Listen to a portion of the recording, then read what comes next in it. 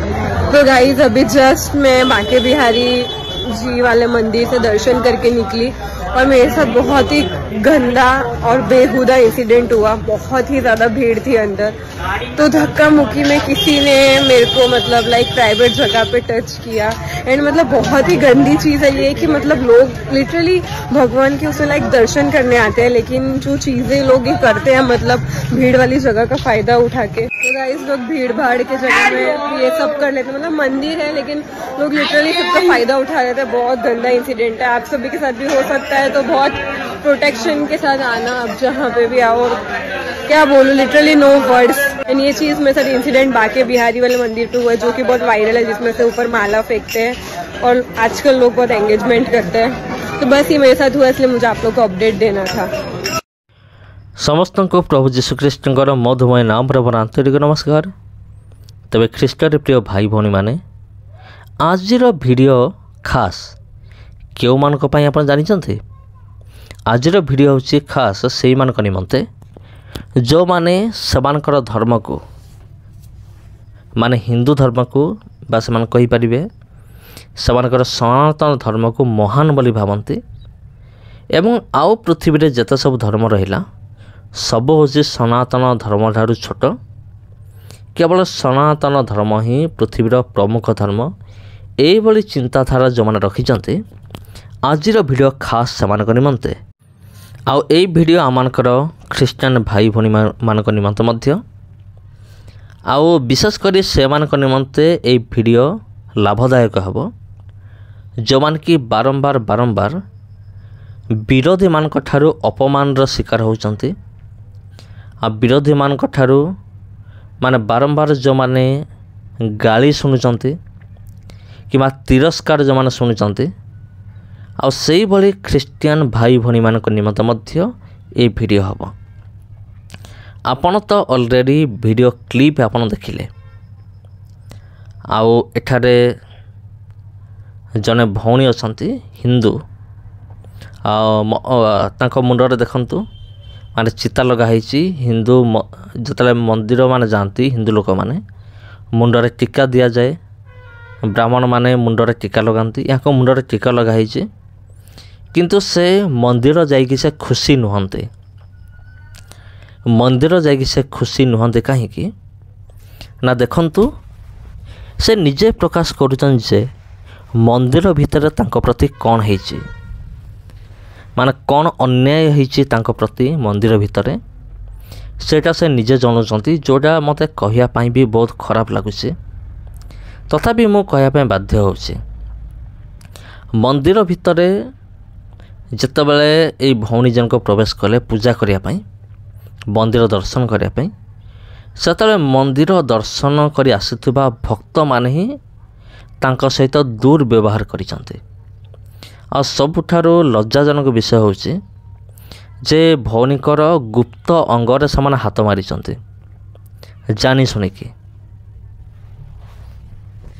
आ ये भौणी सेटा कहउचंती माने दुखर सहित जे मु आसीथिली मंदिर दर्शन करिया पई किंतु एमाने कोन करूचंती मोर गुप्त अंगरे एमाने हाथ मारिसंते।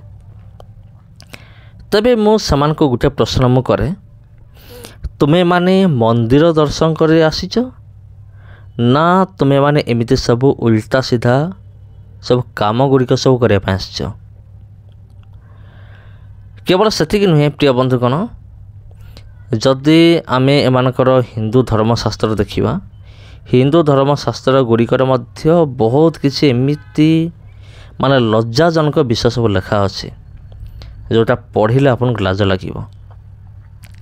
माने अनेक वर्तमान विरोधी माने बाहरिबे कौन तुम्हें आम धर्म विरुद्ध रे कहउछ, एमती उल्टा सीधा कथबार्ता करुछ, आम धर्म विरुद्ध रे कहया पई तुमे किए माने एमिति प्रश्न को मान करिवे जो मान कि निजे से माने हिंदू धर्मशास्त्र पाठ करू नथिबे करू नाथि से माने ही एमिति सब प्रश्न उल्टा सीधा प्रश्न करिवे। किंतु हिंदू धर्मशास्त्र अनेक अच्छे प्रिय बंधुगण, बहुत अच्छे। जदि प्रकृत रे जने सब प्रकार हिंदू धर्मशास्त्र पढ़िबो जदि बुझीज एक्चुअली खाली पढ़ीदेले हेबानी प्रकृत रे ବୁଝିବାକୁ ପଡ଼ିବ କ'ଣ ଲେଖା ଅଛି। ଆଉ ଯଦି ପ୍ରକୃତରେ ସେ ବୁଝିଗଲା କ'ଣ ଲେଖା ଅଛି, ହିନ୍ଦୁ ଧର୍ମଶାସ୍ତ୍ର କ'ଣ କହୁଛି, ତେବେ ସେ ତାକୁ ନିଜକୁ ମଧ୍ୟ ଲାଜ ଲାଗିବ। ପ୍ରକୃତରେ ଆମ ହିନ୍ଦୁ ଧର୍ମଶାସ୍ତ୍ରରେ ଏମିତି ସବୁ ବିଷୟ ଲେଖା ଅଛି। ତେବେ ପ୍ରିୟ ବନ୍ଧୁଗଣ, ବିଗତ ଦିନମାନଙ୍କରେ ଆମେ 2 ଜଣ ଭଗବାନଙ୍କୁ ଏକ୍ସପୋଜ୍ କରିଥିଲୁ। ଜଣେ ହେଲେ ବ୍ରହ୍ମା, ଜଣେ ଆଉ ଜଣେ ହେଉଛନ୍ତି ଶଙ୍କର ମାନେ ଶିବ। ଆଉ ସେ ସମସ୍ତ ବିଷୟ ମୁଁ ମୋ ନିଜ ମନରୁ ମୁଁ କହିନଥିଲି। ସେ ସମସ୍ତ ବିଷୟ ହିନ୍ଦୁ ଧର୍ମଶାସ୍ତ୍ର ଭିତରେ ହିଁ ଲେଖା ଅଛି। ଆଉ ସେଥି ନିମନ୍ତେ ଏ ସମସ୍ତ ବିଷୟ ଗୁଡ଼ିକ ଆମେ ଜାଣିଛୁ, ଆମେ ପଢ଼ିଛୁ, ଆମେ ଜାଣିଛୁ। ଆଉ ମୁଁ ମଧ୍ୟ ଚାହିଁବି, ଯଦି ଆପଣମାନେ ଚାହୁଁଥିବେ ଯେ ବାଇବଲ ଅଧ୍ୟୟନ କରିବା ସହିତ ଆମେ ହିନ୍ଦୁ ଧର୍ମଶାସ୍ତ୍ର ବି ଆମେ ପଢ଼ିବୁ, ତେବେ ଠିକ୍ ଅଛି, ଆପଣ ଅନନ୍ତ ଜୀବନ ପାଇବା ନିମନ୍ତେ ବାଇବେଲ ପଢ଼ନ୍ତୁ। ଆଉ ଆପଣ ଜ୍ଞାନ ଲାଭ କରିବା ନିମନ୍ତେ ହିନ୍ଦୁ ଧର୍ମଶାସ୍ତ୍ର ପଢ଼ନ୍ତୁ। କାରଣ ହିନ୍ଦୁ ଧର୍ମଶାସ୍ତ୍ରରେ ଜ୍ଞାନ ଅଛି, ଆଉ ପ୍ରଭୁଙ୍କ ବାକ୍ୟରେ କ'ଣ ଅଛି, ଜୀବନ ଅଛି। ଆପଣ 2 ଜାକ ପଢ଼ନ୍ତୁ। ଆଉ ହିନ୍ଦୁ ଧର୍ମଶାସ୍ତ୍ର ପଢ଼ିଲେ ମଧ୍ୟ ତାହା ବି ଆପଣଙ୍କର ଲାଭଦାୟକ ହେବ। ଆପଣ ସେସବୁ ଯଦି ଜାଣିଥିବେ, ଆପଣ ଯେକୌଣସି ମୁହୂର୍ତ୍ତରେ କୌଣସି ବି ଖ୍ରୀଷ୍ଟିଆନ ବିରୋଧୀ ହେଉ, ଆପଣ ତାକୁ ସହଜରେ ପରାସ୍ତ କରିପାରିବେ, ହରାଇ ପାରିବେ। ସେଥିରେ ମଧ୍ୟ ପଢ଼ିବା ଦରକାର, ଜାଣିବା ଦରକାର। ତେବେ ଖ୍ରୀଷ୍ଟରେ ପ୍ରିୟ ଭାଇ ଏବଂ ଭଉଣୀମାନେ, ମନ୍ଦିରରେ ଏଇସବୁ କାରୁକାର୍ଯ୍ୟ ସବୁ ଚାଲିଛି। କାରଣ ହିନ୍ଦୁ ମନ୍ଦିର ଭିତରେ ଭକ୍ତି ଠାରୁ ବେଶୀ ଅଛି ପାପ। ଭକ୍ତି ତ ରହିଅଛି, ଲୋକମାନେ ସେମାନେ ଯାହାକୁ ବି ଭକ୍ତି କରୁଛନ୍ତି କରନ୍ତୁ, ଆମର ସେଥିରେ କିଛି ଯାଏ ଆସେ ନାହିଁ। କିନ୍ତୁ ଭକ୍ତି କରୁ କରୁ ମାନେ ଯଦି ଏମିତି ସବୁ ଉଲ୍ଟା ସିଧା କାମ ସବୁ କରିବେ, ଆଉ ଆପଣ ଜାଣିସାରିଥିବେ ଏଇ ଭିଡ଼ିଓ କ୍ଲିପ୍ ଦେଖିକି ଯେ ଆଜିକାଲି ନାରୀମାନେ ମନ୍ଦିର ଭିତରେ ସୁରକ୍ଷିତ ନୁହନ୍ତି। ମନ୍ଦିର ଭିତରେ ବଳାତ୍କାର କରିଦିଆହେଉଛି, ମନ୍ଦିର ଭିତରେ କ'ଣ କରାହେଉଛି, ଅସଦାଚରଣ କରିଦିଆହେଉଛି। ଆଉ ଯେଉଁ ଭଉଣୀମାନେ ଏମିତି ଶିକାର ହେଉଛନ୍ତି, ସେମାନେ ଲାଜର ସହିତ ଏକଥା ପ୍ରକାଶ କରୁନାହାନ୍ତି, ନିଜ ଘରେ ବି କହୁନାହାନ୍ତି ଯେ ମା' କି ବାପା, ମୁଁ ଆଜି ମନ୍ଦିର ଯାଇଥିଲି ଯେ ମୋ ପ୍ରତି ଏମିତି ହେଲା ବୋଲି ସେମାନେ ଲଜ୍ଜାର ସହିତ କହୁନାହାନ୍ତି।